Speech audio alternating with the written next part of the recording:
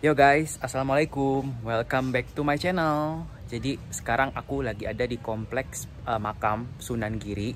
Jadi kalau kita mau ke kompleks makam Sunan Giri tuh kita harus melewati kayak anak tangga gitu guys. Kira-kira 200 meteran ada kali ya. Dan memang lokasi makamnya itu berada di atas bukit.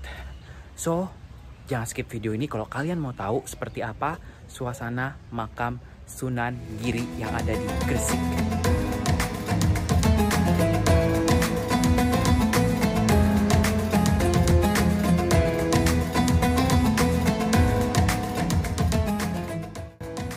Kata Giri dalam bahasa Jawa berarti gunung, karena di lereng gunung inilah Sunan Giri mendirikan sebuah padepokan sebagai pusat pembelajaran agama Islam dan pusat pemerintahan Kedatuan Giri. Kedatuan Giri merupakan sebuah negara yang terdiri dari satu kota yang memiliki kedaulatan atas wilayah yang berdekatan dan berfungsi sebagai pusat kehidupan politik, ekonomi, dan budaya. Kompleks pemakaman Sunan Giri yang terletak di Kecamatan Kebokmas, Kabupaten Gresik dengan ketinggian 120 meter di atas permukaan laut. Kompleks pemakaman keluarga inti yang terdiri dari anak-anak dan istri Sunan Giri berada pada undakan ketiga. Sementara pada lingkaran undakan kedua disemayamkan jasad-jasad kerabat dekat, saudara kandung, serta saudara satu asuh Sunan Giri.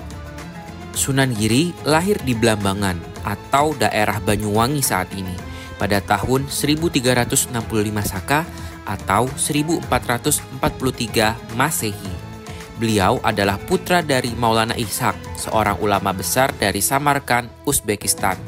Versi lain menyebutkan Maulana Ishaq berasal dari Melaka.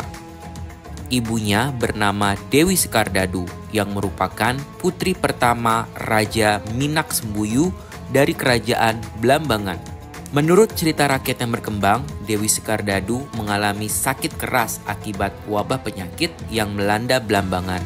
Sang raja melakukan sayembara bagi yang berhasil menyembuhkan putrinya akan diangkat menjadi raja muda dan dinikahkan dengan Dewi Sekardadu. Maulana Ishaq mengikuti sayembara dan berhasil menyembuhkan Dewi Sekardadu. Beliau pun dinikahkan dengan sang putri dan mendapat gelar Prabu Anom. Tidak semua anggota kerajaan menyukai pernikahan Maulana Ishaq dengan Dewi Sekardadu, sehingga untuk menyelamatkan anaknya, Dewi Sekardadu memasukkan putranya ke dalam peti dan diarung ke laut antara Banyuwangi dan Gilimanuk, yang kemudian ditemukan oleh Nyai Ageng Pinatih asal Gresik, dan bayi tersebut diberi nama Joko Samudro. Genap usia 12 tahun, Joko Samudro berguru pada Sunan Ampel. Di sini namanya diganti menjadi Raden Paku, dan setelah belajar selama 7 tahun, ia diwisuda dengan gelar Ainul Yakin.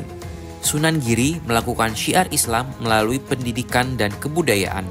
Beliau mendirikan pesantren di sebuah perbukitan atau giri yang kemudian dikenal dengan nama Giri Kedaton. Selain itu, beliau kerap mengadakan seni pertunjukan wayang yang di dalamnya diselipkan ajaran Islam. Sunan Giri juga mengenalkan agama Islam kepada anak-anak dengan menciptakan bermacam-macam permainan seperti jelungan, jamuran, dan gendit gerit. Adapun permainan dalam bentuk lagu seperti cublak-cublak suweng yang masih terkenal hingga saat ini. Kita masih bisa melihat reruntuhan sisa-sisa kejayaan situs Giri Kedaton yang berlokasi kurang lebih 1 km dari makam Sunan Giri. Dalam Babat Gresik disebutkan bahwa Sunan Giri membangun sebuah kedaton atau istana bertingkat 7 yang berdiri di atas sebuah bukit pada tahun 1468 Masehi.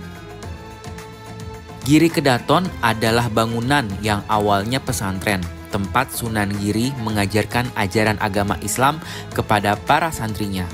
Para santri yang belajar di pesantren Giri berasal dari Pulau Jawa, Madura, Banjarmasin, Ternate, Tidore, Hitu, Mataram, dan penjuru Nusantara lainnya.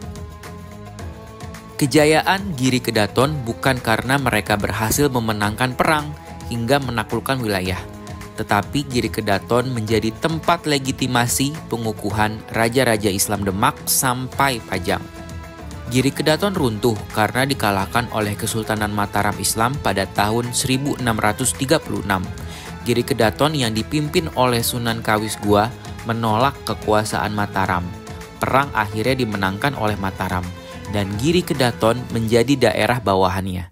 Sejak saat itu, wibawa Giri Kedaton memudar, dan gelar Sunan diganti menjadi Panembahan.